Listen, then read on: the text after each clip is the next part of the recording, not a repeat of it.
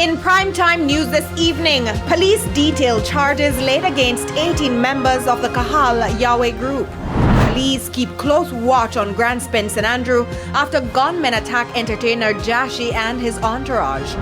And a man who assaulted female at her graduation charged.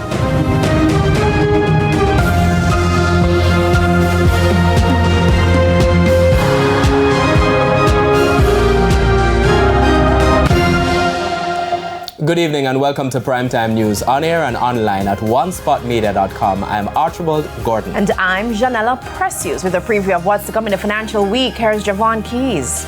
Well, energy company Fesco has launched a new product line. I'll tell you what that's all about and what they're planning to do a little later on. And Giovanni Dennis, thank you Keys, and Giovanni Dennis is here to tell us about sports, national trials.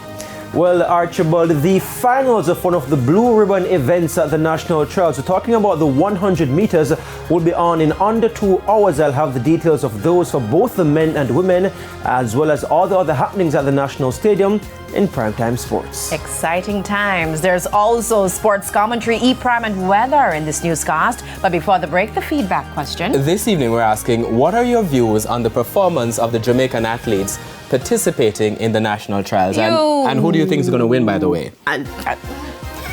You know what? You can share comments online, facebook.com/television Jamaica, and tweet us at TVJ News Center. Call a name, man. Call a name. You know you want to. No. Please stay with us. Primetime News returns after this break.